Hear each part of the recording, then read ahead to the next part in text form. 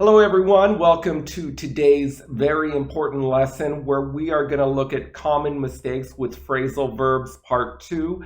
Let's get into it. The first mistake, I've heard this. People say, oh yeah, it took me 10 minutes to dress up this morning. This is a little strange because to dress up means to put on very fancy clothes, okay? Like this. Now, I've never worn that, maybe one day. But this woman dressed up for the party or an event. And let's look at the man. He dressed up for something.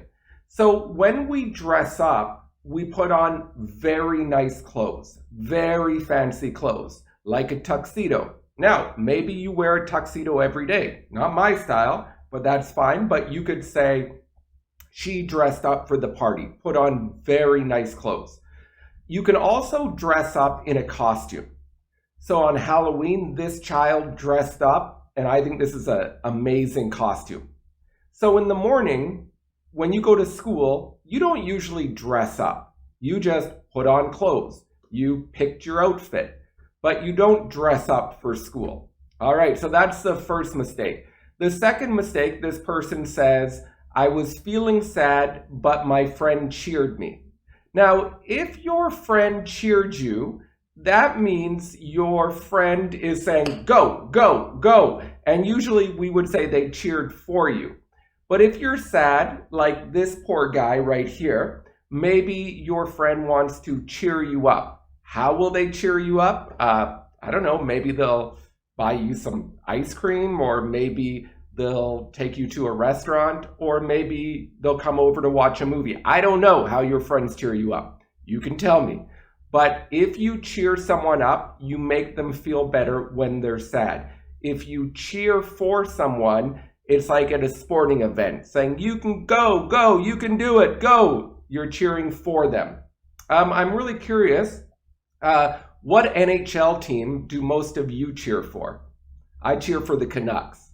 You probably don't have a favorite NHL team. All right, let's look at the third mistake. This is a little risque, a little adult. This person right here is about to take a test and they didn't do well. They made many mistakes and they say, oh, I screwed the test. Now, screw has several meanings. But if this person says, I screwed the test, it maybe means they were romantic with the test, if you know what I'm saying. It's kind of a rude word. So I think this person is saying, I screwed up on the test. To screw up is a phrasal verb to make a mistake. So they didn't screw the test.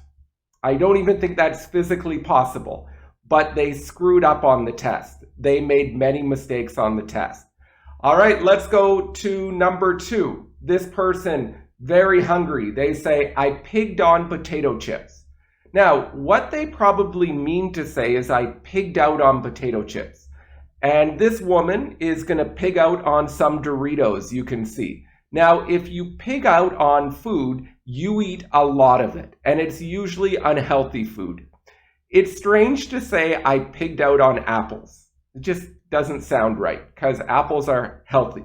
But if you say, I pigged out on ice cream, that makes sense. And you ate a lot at one time. All right, let's go to the last mistake.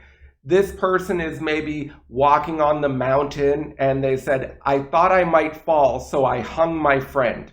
Now, if they said, I hung my friend, it kind of sounds like they killed their friend in a very old-fashioned way. Now, to be honest, the correct English would be I hanged my friend, but that is still evil. This person is probably saying I hung on to my friend. And if you hang on to something, you hold it, usually so you don't fall. For example, if somebody drinks too much and they need to walk home, maybe they hang on to their friend so they don't fall down. All right, so we saw 5 phrasal verb mistakes. We learned how to correct them today. Share, subscribe, get angry that I had the controversial word screw in here, and have a wonderful day.